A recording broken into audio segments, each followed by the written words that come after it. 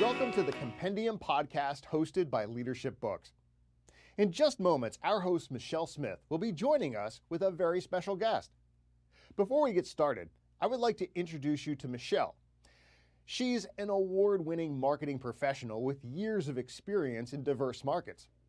She is a 4-time published author and is also a seasoned publicist and national speaker.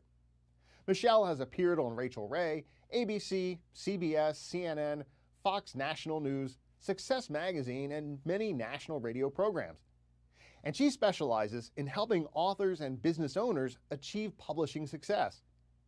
Won't you please welcome Michele Smith? Welcome to the Compendium Podcast. I'm your host, Michele Smith, and I am so excited to have Darrell Amy here with me today. He is an international best-selling author, Revenue Growth Engine, has helped multiple, not only small family-owned businesses, but Fortune 100 companies actually achieve their goals for increasing their revenue, and volunteers for a bunch of nonprofits. And literally picking through what tell you how great Darrell is just really hard reading your bio. So welcome, Darrell. Please tell us about the Revenue Growth Engine. Oh, thank you so much for having me, Michele. And this is all about Revenue Growth Engine is all about helping great companies grow. You know, right now, as we are recording this, it's the end of what's been a very tumultuous year for a lot of companies. We're moving into a new year, which is a make or break year for many organizations. Revenue Growth Engine is all about setting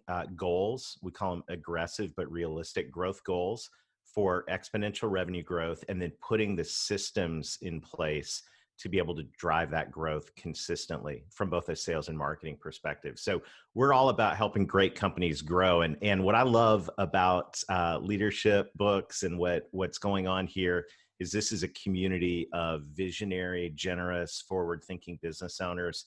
And that is my favorite type of organization to help with driving success. So this is a whole lot of fun, and just hats off to all that's going on with leadership books and what you're doing.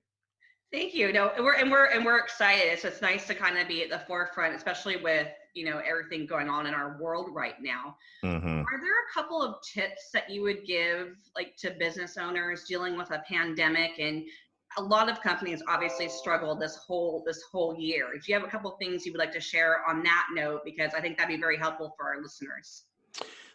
Yeah, a couple of things that are really timely right now. We're all faced with having to set growth goals.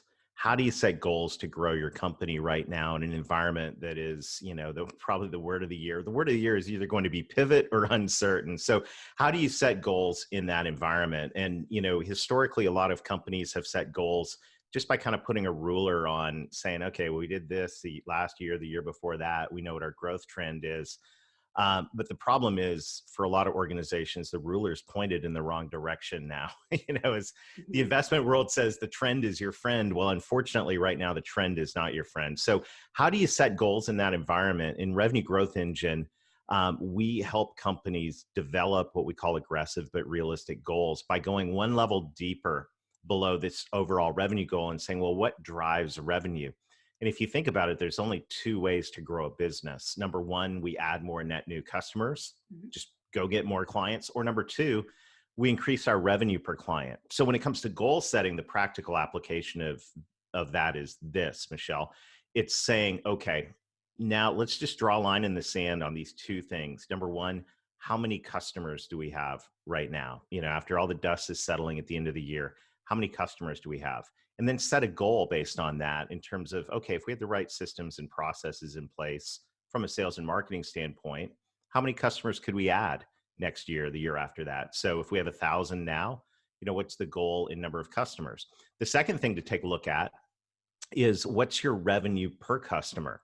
And this is a measure of your effectiveness in cross-selling additional products and services, the second way to grow revenue. So the second step in setting goals, how many customers do we have? Second question, the baseline is what's our revenue per customer, which is pretty simple math, right? What's our total revenue divided by that first number? Then I've got a baseline, and now I go, okay, revenue per customer. If we had the right systems and processes from a marketing and sales standpoint in place, what can we do to cross-sell more products and services to our additional clients?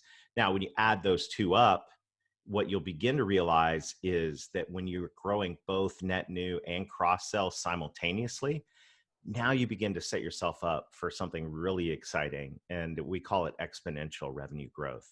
So it's not just net new, but it's a compound effect of also selling more to your current client base. You can use it to set goals based on those realistic numbers. You can also use it as a framework to drive the growth that you want to see in your organization so you can have a bigger impact. The problem with most online bookstores is that, as an author, you have no connection to your readers. You have no idea if your grandmother, competitor, or that perfect client bought your book. If this wasn't bad enough, you're not privy to the purchase record of those buyers in order to sell them another book or service or consultation. The book retailer kept your sales data as their proprietary information, and you're the big loser.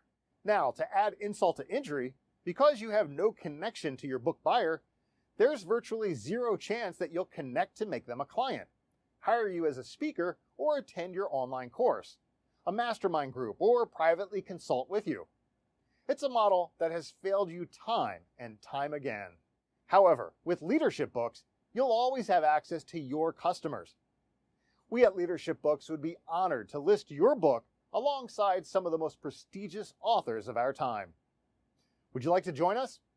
Just click the link below to get started.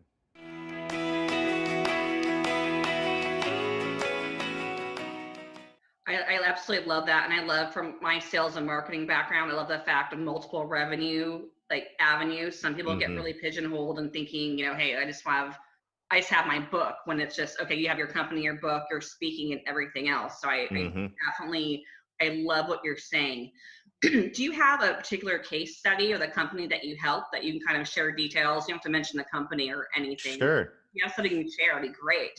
Yeah, absolutely. I get to be involved in a lot of different organizations now, helping them develop revenue growth strategies and plans to achieve them. And there's so many different stories I could tell, but I'm thinking right now, let's go to West Palm Beach. So a great client in West Palm Beach. And by the way, if you have a company in West Palm Beach, we've got some openings in February for revenue growth strategies.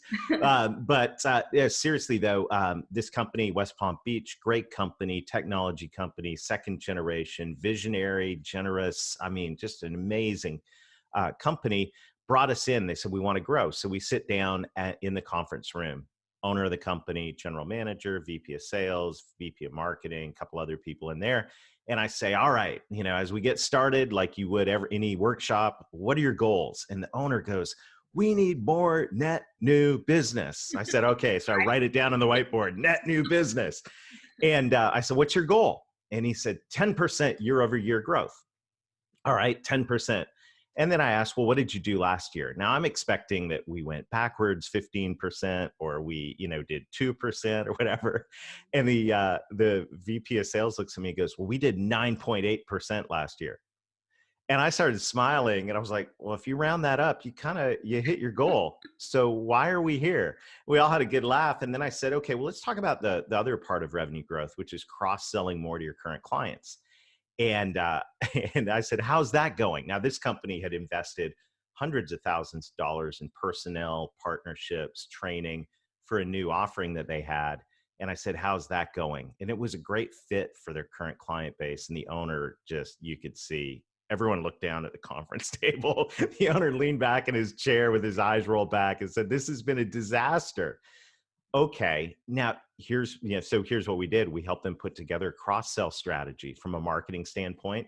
They put together a consistent client communication program. Then they also developed a client loyalty program, not much different than you might have from American Airlines or American Express. And then they use that client loyalty program as an excuse to go out and meet with every one of their ideal clients who is a great fit for their new product and services program, to kick off the client loyalty program and also begin the process of quarterly business reviews. So with those systems in place, the client loyalty program, the client communication system, the quarterly business review system, now their revenue is accelerating in this cross-sell thing. They're cash positive in it. And that whole client loyalty program is also a benefit that's helping them bring on net new customers when they realize, what it would mean to switch their technology partner. So practical, simple, but it all begins with asking that question, how can we grow net new and cross-sell revenue simultaneously? Absolutely fantastic. I could actually speak to you this on for hours. We're going to take a quick break for Leadership Books, and we'll be right back. Hi, I'm Ron from Leadership Books. Leadership Books is a premier book retailer and news source specializing in nonfiction books. Books that help its readers change their lives, business, community, and family. Our authors are some of the finest thought leaders in the world of business, finance, and faith. Take a few moments and check out our authors, and I'll give you $10 off your first order.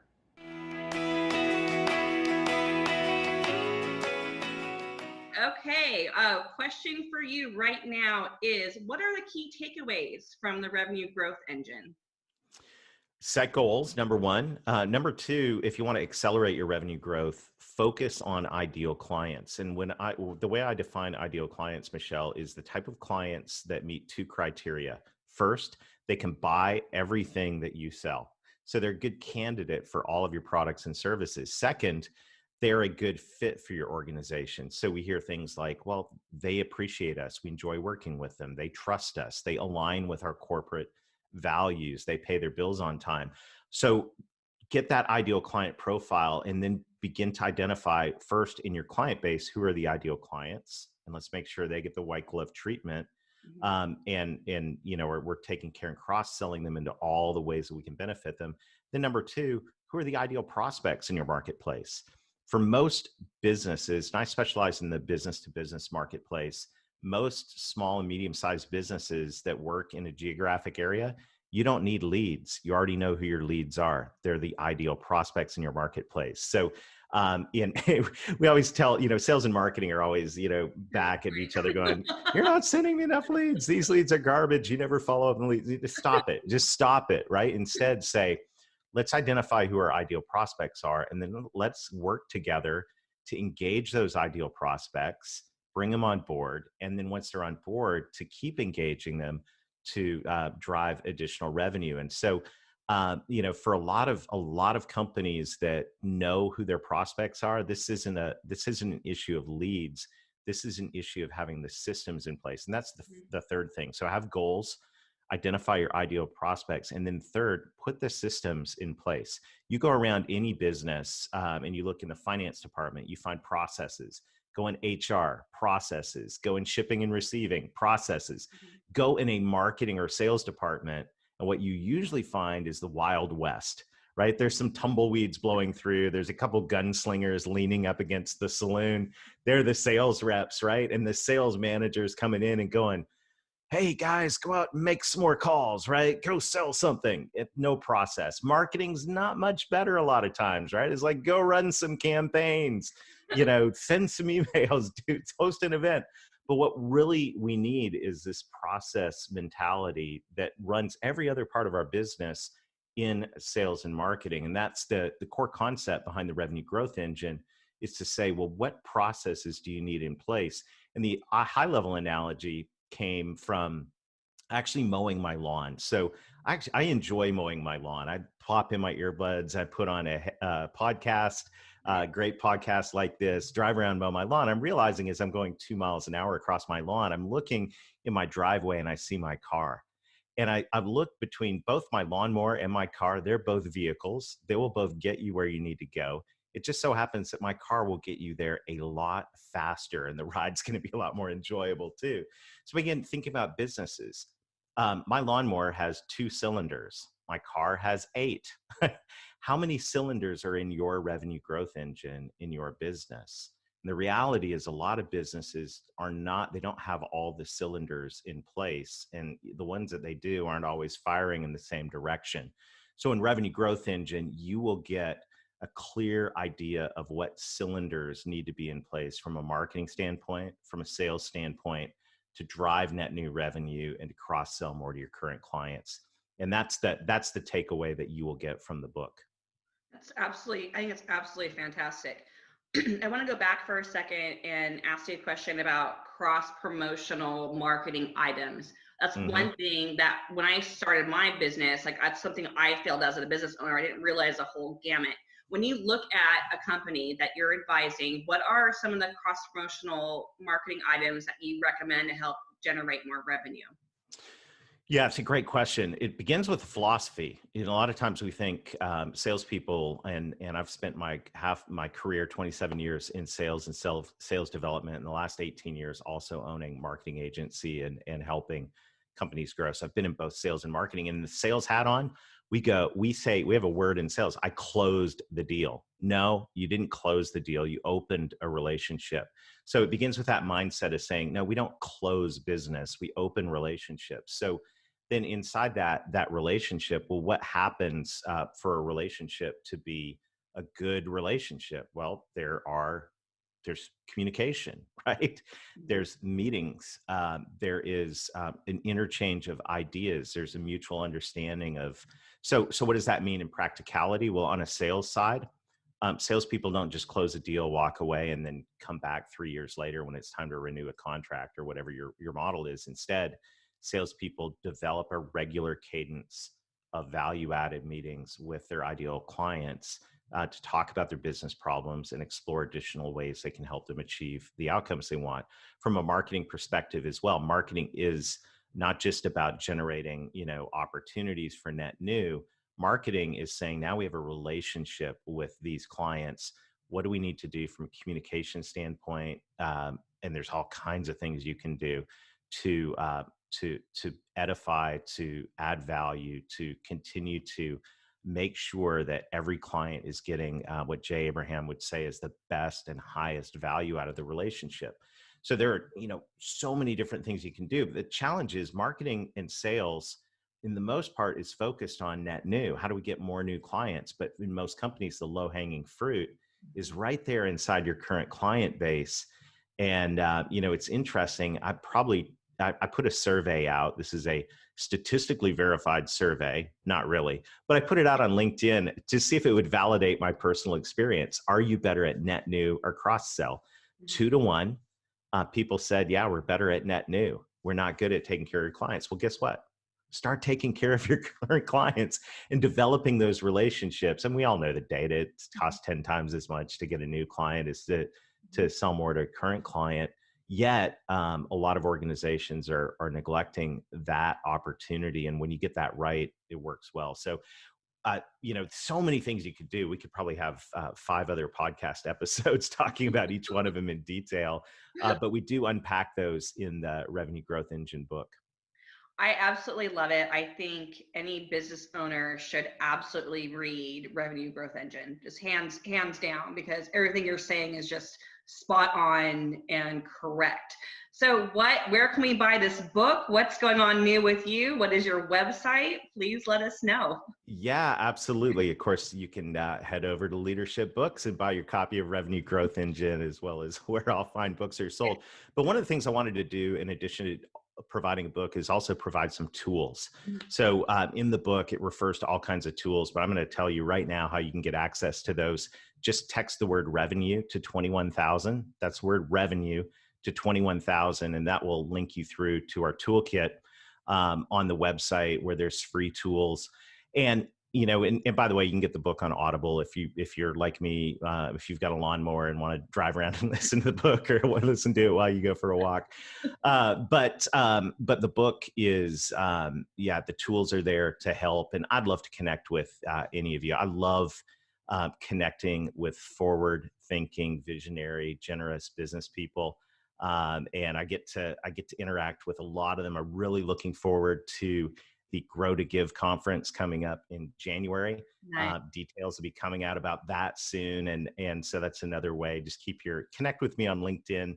And there's not that many people with the last name Amy and the first name Darrell out there on LinkedIn, so I'm pretty easy to find, Michelle. Darrell, thank you so much. This has been an absolute pleasure, and I seriously can speak with you for another hour. So thank you so much, and I look forward to having you as a guest again. Awesome. Thank you, Michelle, and thank you, everybody. Have a super day. Thanks, you too. Thank you for joining us for today's broadcast. I do hope you enjoyed it as much as I did. And be sure to visit us online at leadershipbooks.store. There you'll find the works of some of the finest thought leaders today. And be sure to tune in here each week to gain even deeper insights from one of those leaders on the Compendium Podcast.